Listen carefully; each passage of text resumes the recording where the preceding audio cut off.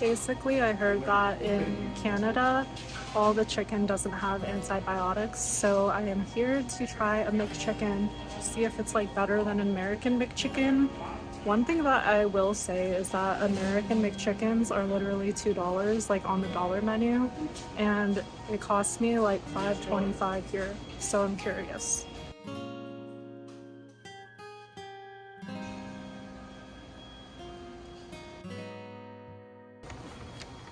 McChicken acquired. McDonald's Canada, Mac Poulet. My review, it doesn't taste twice as good as an American McChicken.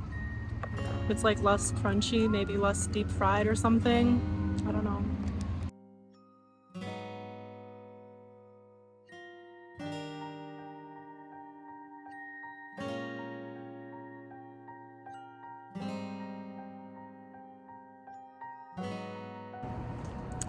After I finished at the gym, I went to the sauna just now for maybe like 10 minutes, and then I took a break and came out and then went in again another 10 minutes.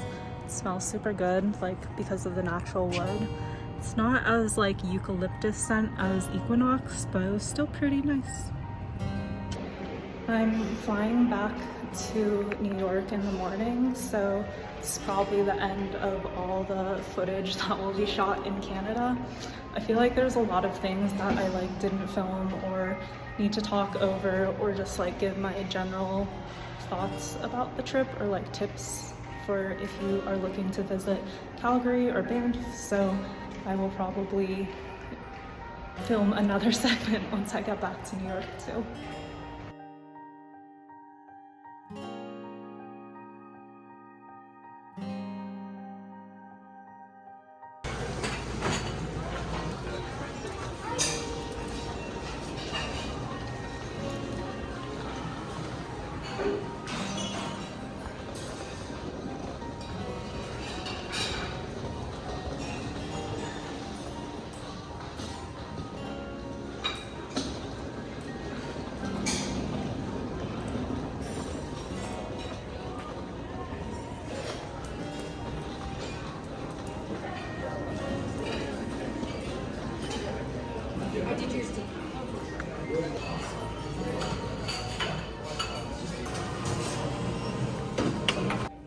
So I'm waiting in the lounge for food now.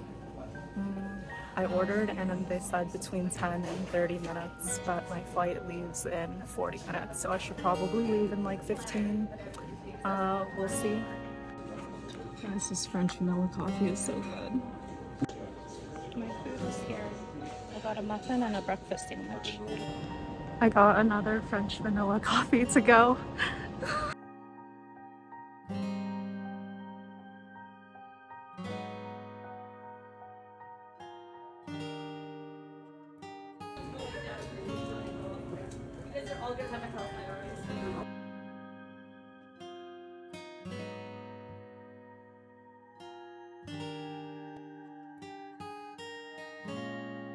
So basically, first I got to Toronto from Calgary, right? And then I already expected there to be some kind of issue because they were like, oh, we're having a hard time like getting your actual seat number, whatever. And then I only had originally 1 hour in between as like the whole layover time to get from one gate to the other gate. Plus, because I was going like a domestic flight, which is Calgary to Toronto, then I had to do like an international, which should have been Toronto to LGA. But so because it was like going to international, I was supposed to leave security and go all the way back in again. So I was like, dude, there's no way that I'm going to make it within 1 hour. So I called Delta beforehand and I was like, dude, there's no way I'm gonna make it. And they were just like, just see what happens. So I guess they knew what was gonna happen, which is that the secondary flight was gonna get delayed. So at first it was delayed 1 hour, and then I was like, okay, perfect. So I have 2 hours to go through security. I feel like it's pretty doable. So I get to the gate.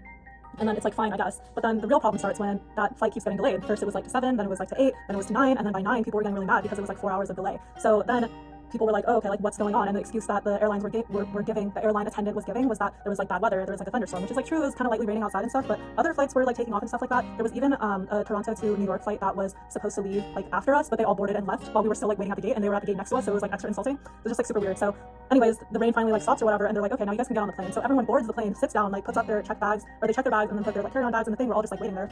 And then after like 20 minutes, they're like, oh, one of the flight attendants was like up on her shift or whatever, can't work anymore, so she just left. And after that, they were like, okay, well, we can't take off because we don't have the required amount of crew to leave. So from there, we were like, okay. So we just like are still sitting on the plane, and they're like, well, we can't go back to the gate because U.S. Customs left already. So if we take you back to the gate, then you just like can't leave until tomorrow because you would have to go through customs again. So we're just sitting on the plane for a while, and then they make an announcement. They're like, oh, there's like a plane coming from Detroit, and we can probably like take one of their crew or whatever. I don't even know what happened to that plan, but obviously, as you can see, the plan didn't work out because another like 20 or 30 minutes later, they were like, okay, never mind, we're just gonna like cancel the flight. So at this point, everyone like takes off their bags again, and then like gets off the plane, and then we go back into like the gate waiting area, and then from the gate waiting area, we got like pretty much pulled into like 3 different lines. There's a line at the gate, and then everyone has to wait at like the duty-free shop for whatever reason, and then after that, you have to wait at the actual like Delta check-in counter before we finally get an answer as to like where your flight is rebooked to. So it sucks for some people because I think that they wouldn't even like let people leave tomorrow. They were like, oh, if you have a connecting flight, then it's possible, or if New York was not your final destination. It sucks for some people because they were saying like, oh, if New York's not your final destination, then you can go like talk to the agents and see if they can get you like there's some other way. They were saying that like maybe you can book a different flight on a different airline that's not Delta or one of the partner airlines, and if so, then Delta can maybe reimburse you. I was like chatting with Delta over like iMessage through their like customer service iMessage thing for a while, and then they told me that they could try to get me on the flight out from Delta the next morning, so I wouldn't have to like go through all the other reimbursement channels. So I waited in the check-in line, and then finally they told me that it's possible to give me like the slot that the customer service agent had marked for me, but also the customer service agent told me that she wasn't able to actually make the booking, so kind of unclear what happened there. But anyway, the most frustrating thing was that at the very end, they were like, oh, because it was technically canceled due to weather, like Delta was not going to take the fault or like take the blame at all or like take responsibility for it. So they were just like, oh, yeah, like we're not giving any accommodations or like any stipends, reimbursement, stuff like that for if you need to like stay overnight, like even for people who needed to stay until Tuesday to leave New York, because apparently there's no like free seats on any flights going to like any of the 3 New York airports in the next like day until like Tuesday afternoon, apparently. So after all of that mess, then I just like realized that my dad booked the ticket for me using his like Chase card, and Chase has like trip reimbursements, and so they can say like, oh, if you're on this type of card, then up to like $500 you can be reimbursed for like unexpected expenses, like if you have to stay in a hotel room for this kind of situation. So basically I got really lucky because the credit card that we booked the flight with had like a really great insurance program for this type of situation happening, which is why I'm able to stay in this hotel that is literally like over 400 USD or something like that, and then I'm just getting dinner from the room service, which is like $50, and so like it's gonna come out on top like just under 500. They also have like breakfast here at the hotel tomorrow before my flight, so that's like pretty convenient. But oh my god, if that didn't happen, or if I was not like lucky enough to have booked the ticket with that specific credit card, imagine the mess I would be in right now, truly. Anyways, I can see on my phone that I've ranted about this for 7 minutes already.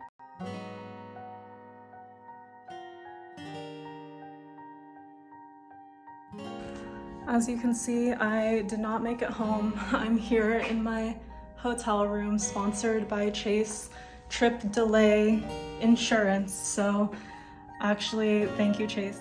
Okay, starting my room tour from the end. This is like the main room.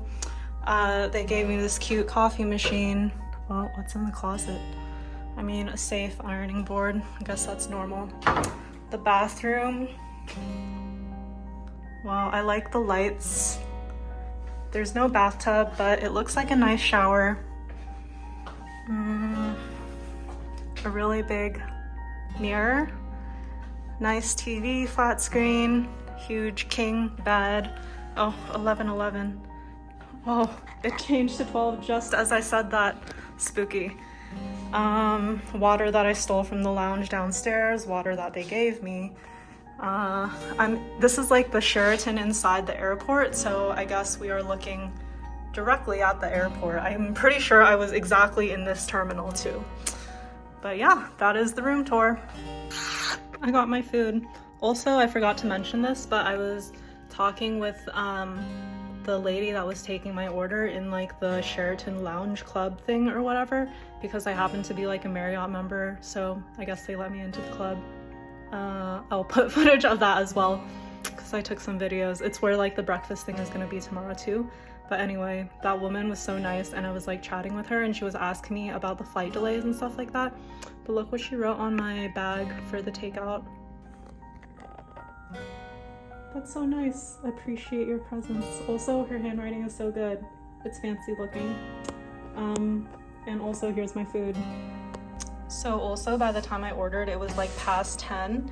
So they didn't have like everything on the menu. So this is just like selections that they have on the late night menu, which is I got a salad and then this like cheeseburger and then fries. And also look at these like little ketchup packets. It's so cute. Like it looks like a bottle of ketchup for some reason. Wow. Okay, I will eat now. I just like inhaled my dinner, but I'm still gonna convince myself to go to the gym because I just got in touch with my dad about the travel insurance stuff. So I need to stay up a bit more to see if we can get some confirmation. I'm in the Peloton room. I'm trying to set up that bike.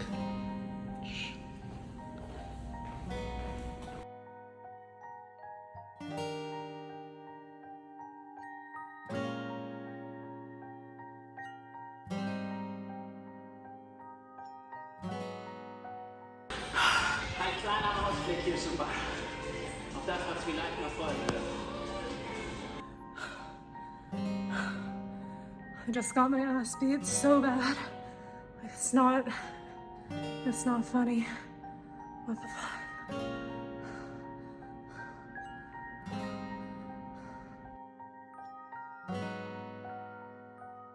"5:30 a.m.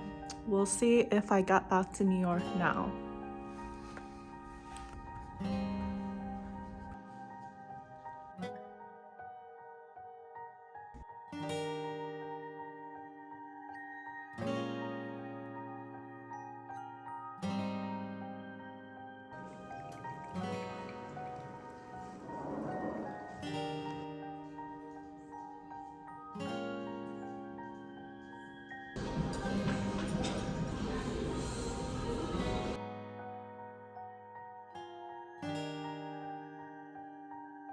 Oh my god, security took longer than I expected. I literally had to run to my gate, but I boarded and we'll get on the plane shortly.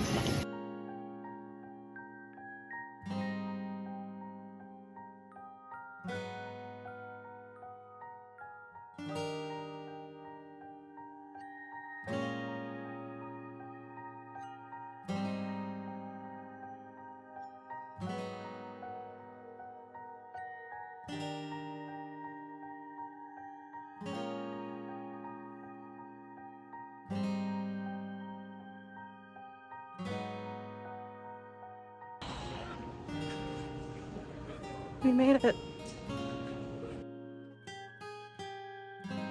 Hi guys, so as you can see, I am now back home. I am filming this maybe a week or two after I actually returned from Banff and Calgary. I just wanted to give like a quick review of the entire trip and what advice I have for if you were looking to go there.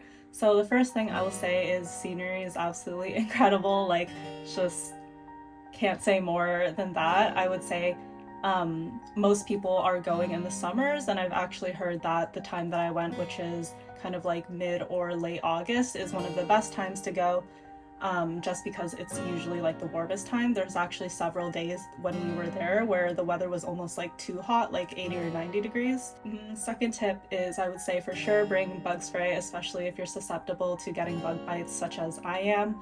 Sunscreen as well. Those outdoor things are like very important because it's still like pretty remote in the national park. Third thing, please try to be aware that there's not a lot of service in the parks and things like that, so it's always a good idea to get the map on your phone like downloaded offline if you can, and bring a lot of entertainment like books or download movies or TV shows or music, because you can't always look things up inside the park. Fourth thing, think about how much like hiking and camping or outdoorsy things you actually like to do. So I think one thing that we were relatively ambitious on this trip was that we wanted to do a lot of like walking and stuff like that. But once we did it, we actually realized it was like way more tiring than we had thought, especially with the really hot weather. So I would say be a little more conservative in saying like, okay, well, if I normally walk like 3 or 4 miles at home, that doesn't necessarily translate to walking 3 or 4 miles like outside on the dirt in the sun, like in nature essentially. So I would definitely be aware of that as well. The last thing, I would say the food options. It was kind of difficult, especially if you're not used to eating a lot of Western or American food. One thing that we did is bring a lot of like instant ramen or instant rice and like sausages and things like that that you can cook with a pot or in the microwave. So especially if you booked into a couple of Airbnbs like we did, that was a really good option for days when we felt like we didn't want to eat more like hamburgers or fast food or sandwiches and things like that. So bring a lot of snacks as well, just because like the car rides are long and can get boring, especially if you're driving between a lot of different destinations. So this is the summary of my trip. I thought it was really fun. Except that we had spent a couple too many days there, so there was a lot of like evenings or afternoons where you can see on the vlog that we probably didn't do too much, but those days were relaxing as well, so turned out really great. If you like this kind of content, please let me know, and if you want to see anything else, like, comment, subscribe, bell icon, everything. Thank you. Bye.